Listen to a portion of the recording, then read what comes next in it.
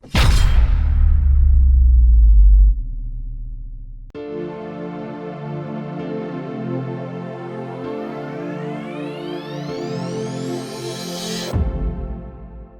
Morning students, आपका coordination compound का 4th lecture आज स्टार्ट होगा। आज वाले लेक्चर में हम लोग बेसिक चीज़ों पे बात करेंगे, मतलब चैप्टर को आगे ना ले जाके इसकी बेसिक चीज़ों पे बात करेंगे कि इसके आगे के टॉपिक्स में जो आपको पढ़ने को मिलेगा। तो कुछ स्टूडेंट्स का क्या होता है, बेसिक्स वीक होता है। बेसिक वीक होने के कारण क्या होता है कि वो चीज़ें समझ नहीं पाते हैं। ठीक है, तो यहाँ पर हम लोग कोऑर्डिनेशन कंपाउंड का 4 लेक्चर, आज भी English medium Hindi medium combined lecture चलेगा। ठीक है, अब यहाँ पर सबसे पहले हम लोग बात करते हैं कि हम कोऑर्डिनेशन कंपाउंड में बात कर रहे थे। कोऑर्डिनेशन कंपाउंड में आपको मालूम था कि केंद्र धातु परमाणु, जिसे सेंट्रल मेटल एटम कह रहे थे, उसके बारे में हम लोग आज बात करेंगे। यहाँ पर हम लोग मेटल्स के बारे में बात करेंगे। मेटल्स की आपने पीरियोडिक टेबल देखा होगा। पीरियोडिक टेबल को 4 ब्लॉक में डिवाइड किया है, एस, पी, डी, एफ। आपको मालूम है कि जो डी ब्लॉक एलिमेंट्स हैं वो आपके सेंट्रल मेटल एटम केंद्र धातु परमाणु की तरह कार्य करते हैं। तो यहाँ पर हम लोग देखेंगे। ठीक है, ओके। आप लोगों ने जैसे देखा कि मैंने कुछ पहले से ही रिटन नोट्स लिख दिए यहाँ पर कि 3D सीरीज, डी ब्लॉक के एलिमेंट, ठीक, डी ब्लॉक के तत्वों को 3D सीरीज हिंदी में बोलते हैं 3D श्रेणी, 4D series and 5D series. अभी 6D सीरीज की बात नहीं कर रहे। यहाँ पर मैंने 3 सीरीज लिखी हैं, जिसमें से आपने एलिमेंट देखा होगा। 3D सीरीज में आपके पास टोटल एलिमेंट 10 होते हैं। आप गिन सकते हैं 1 2 3 4 5 6 7 8 9 10। इसी तरीके से 4D में भी आपके पास 10 सीरीज होंगी, 10 एलिमेंट्स होंगे, और 5D में भी आपके 10 एलिमेंट्स होंगे। ठीक है, आप लोग को क्या करना है कि ये एलिमेंट्स आपको याद करने हैं विद एटॉमिक नंबर, मतलब परमाणु क्रमांक के साथ में।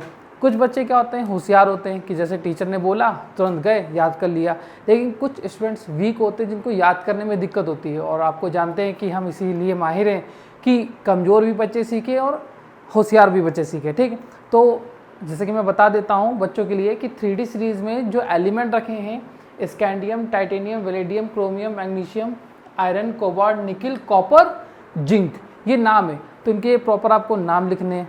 ठीक है, तो नाम तो चलो ठीक है, लेकिन कुछ बच्चों को सीरीज़ याद करने में प्रॉब्लम होती है। उसके लिए भी एक टेक्निक्स बनाइए। टेक्निक के लिए मैंने आपको बताया कि कई सारी स्टोरीज़ होती है, उस स्टोरीज़ पे आप पीरियोडिक टेबल को बहुत इजी गोइंग याद कर सकते हो। तो इस 3D सीरीज़ को याद करने के लिए हम एक स्टोरी पे बात करते हैं।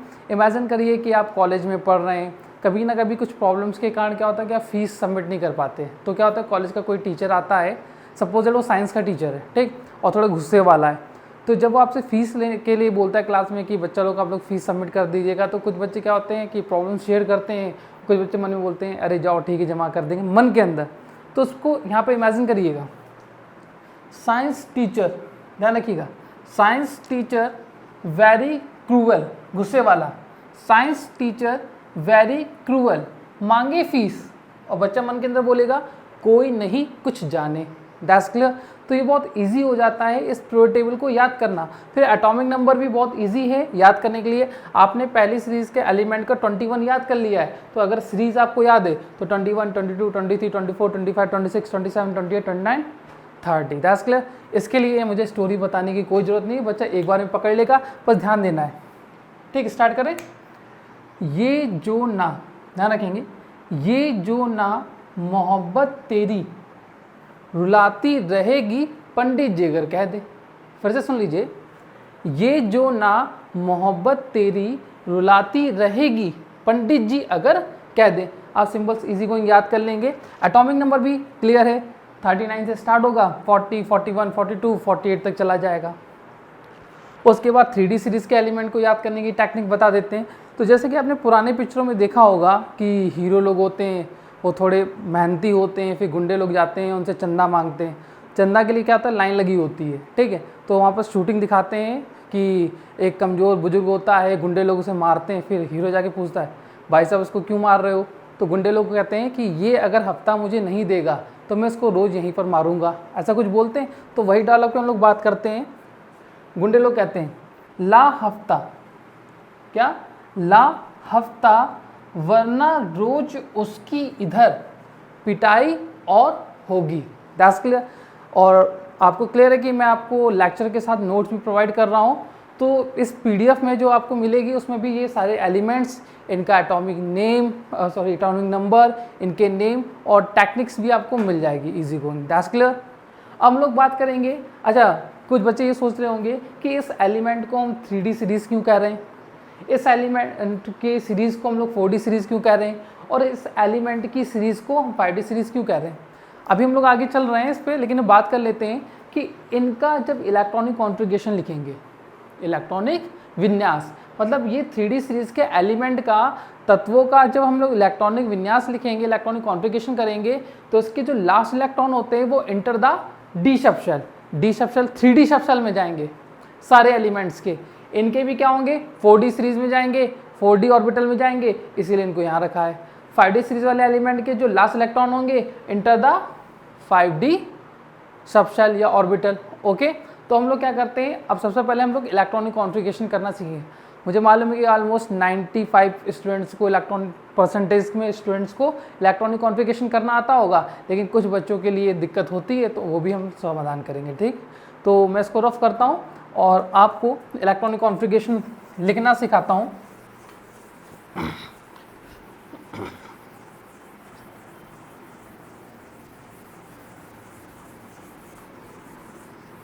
अब यहाँ पर ध्यान देंगे कि यहाँ पर जो हम इलेक्ट्रॉनिक कॉन्फ़िगरेशन करेंगे कुछ शॉर्ट ट्रिक से करेंगे, ठीक है। लेकिन पहले थोड़ी लॉन्ग ट्रिक पे बात कर लेते हैं जो बच्चों ने सीखी है। हम लोग 3D सीरीज़ के एलिमेंट लिख लेते हैं, स्कैंडियम, टाइटेनियम,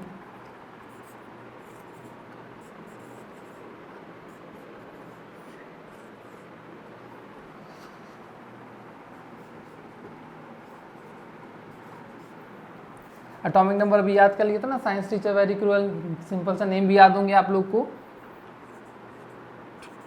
23, 24, 25, 26, 27, 28, 29, 30, ठीक है। इलेक्ट्रॉनिक कॉन्फ़िगरेशन के लिए भी मैंने आप लोग को अपनी टेबल एक बताई थी, उस टेबल को हमने याद करना भी बताया था, लेकिन वीडियो लेक्चर में खाली मैं टेबल लिख दे रहा हूँ, उस टेबल के अकॉर्डिंग आप लोग कॉन्फ़िगरेशन कर लेंगे। That's clear.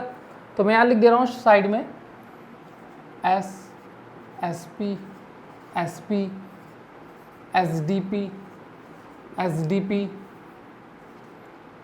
S F D P, S F D P.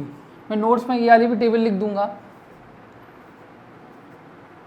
3, 3, 4, 4, 5, 5, 6, 6, 7, 7, 3, 4, 5, 6 and 4 and 5। आपने अबाव की भी टेबल देखी होगी, वो एरो के अकॉर्डिंग भी आप चल रहे होंगे, इस टेबल में हमारे अकॉर्डिंग चलेंगे, ठीक।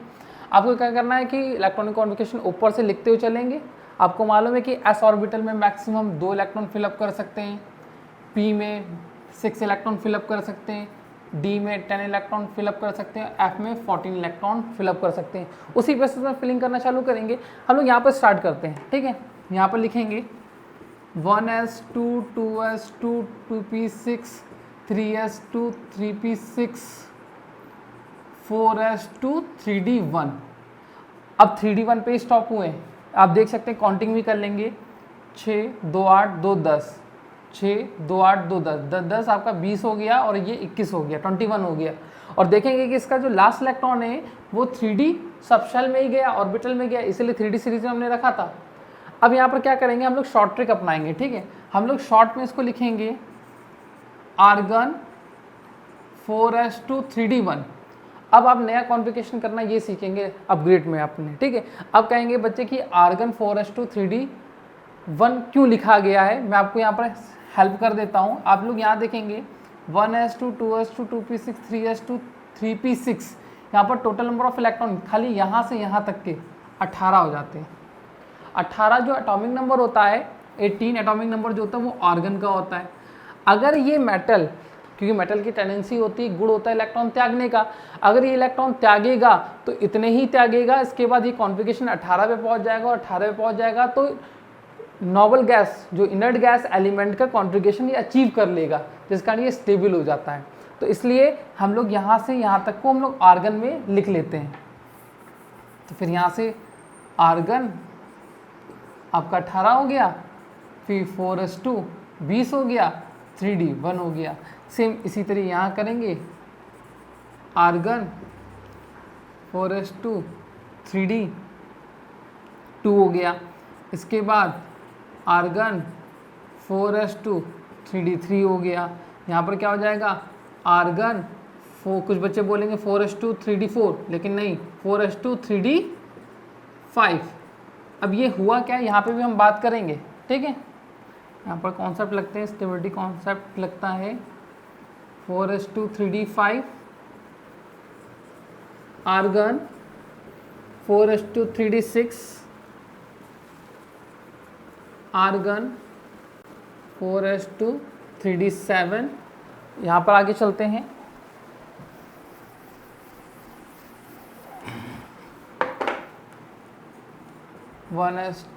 आर्गन लगाएंगे, आर्गन 4s2 3d 8।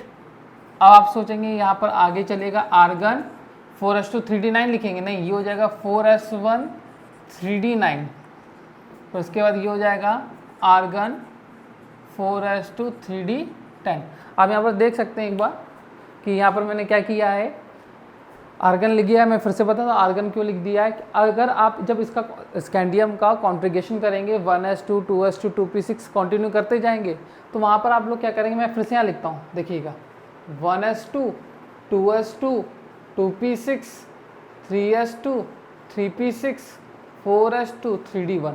हमने यहाँ से यहाँ तक की कॉन्फ़िगरेशन जो होता है, आप इलेक्ट्रॉन काउंट कर सकते हैं, 6 2 8 2 10 10 6 16 2 18 18 जो एटॉमिक नंबर होता है वो आर्गन का होता है। आर्गन आपका स्टेबल होता है, नोबल गैस में आता है, इनर्ट गैस एलिमेंट होता है, ठीक है।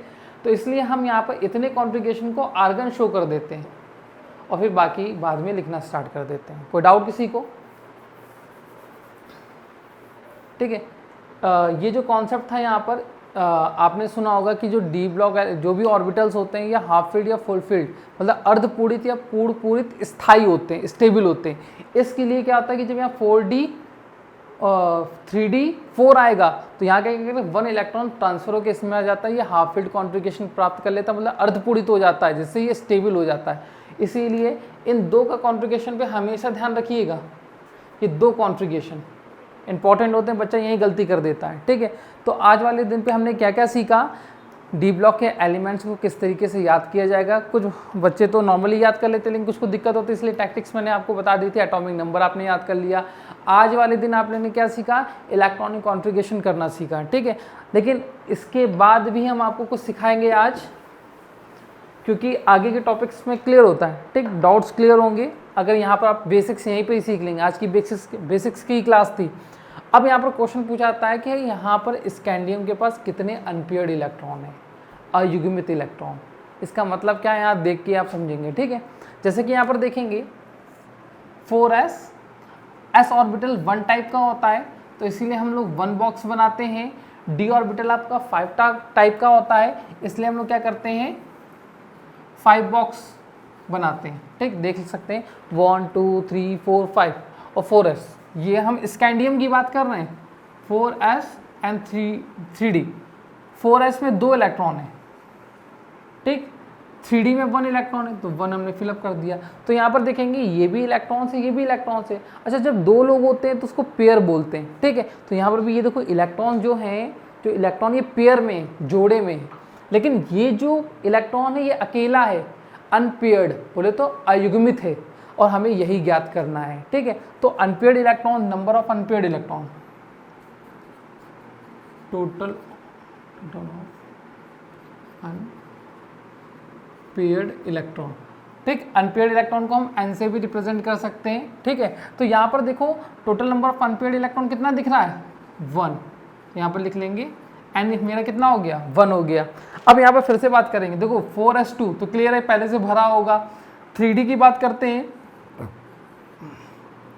5 टाइप का होता है। थोड़ा मैं बड़ा बना दूं, बच्चों को देखने में दिक्कत होती है। 1 2 3 4 5। यहाँ पर देखो 2 इलेक्ट्रॉन है, 2 इलेक्ट्रॉन को हम फिलअप करेंगे 1 एंड 2। होल्ट्स के रूल के अकॉर्डिंग चलना है मुझे, उनको ही फॉलो करेंगे। तो यहाँ पर देखेंगे एक बॉक्स में अनपेयर्ड ये पड़ा हुआ है, दूसरे बॉक्स में अनपेयर्ड ये पड़ा हुआ है, तो टोटल अनपेयर्ड कितने दिख गए? 2। तो यहाँ पर n इक्वल टू कितना आ गया? 2 आ गया आपको, ठीक है। अब आगे देखते हैं, यहाँ पर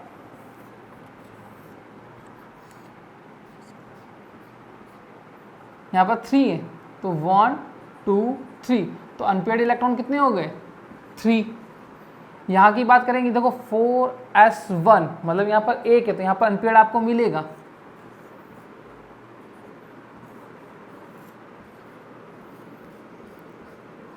5, 1 2 3 4 5। तो यहाँ पर क्या देखेंगे? 5 अनपेयर्ड इलेक्ट्रॉन ये रहे और आपके पास एक ये रहे, तो टोटल अनपेयर्ड इलेक्ट्रॉन कितना आ गया? 6 आ गया, ठीक। ये आपके लिए होमवर्क है, ठीक है। तो क्लियर हो गया कि आज वाले दिन पे आपने बेसिक चीज़ें सीखी। बेसिक चीज़ों में आपने डी ब्लॉक एलिमेंट्स के बारे में जाना, मतलब प्रॉपर नहीं जान पाए, आपने सीखा कि डी ब्लॉक के एलिमेंट्स कौन कौन से होते हैं। विद नेम आपको पीडीएफ में मिल जाएगा, किस तरीके से याद करना है वो यहाँ पर भी है, पीडीएफ में मिलेगा। एटॉमिक नंबर कैसे लिखे गए थे वो क्लियर था। इलेक्ट्रॉनिक कॉन्फ़िगरेशन करना हम लोगों ने सीखा आज वाले दिन पे। और आज वाले दिन पे हमने total number of unpaired electron, मतलब किसी भी तत्व के अंदर कितने अयुग्मित इलेक्ट्रॉन होते हैं वो हमने निकालना सीखा। तो अयुग्मित इलेक्ट्रॉनों की संख्या को एन से डिनोट कर रहे हैं, रिप्रेजेंट कर रहे हैं। Okay, thank you students, good bye.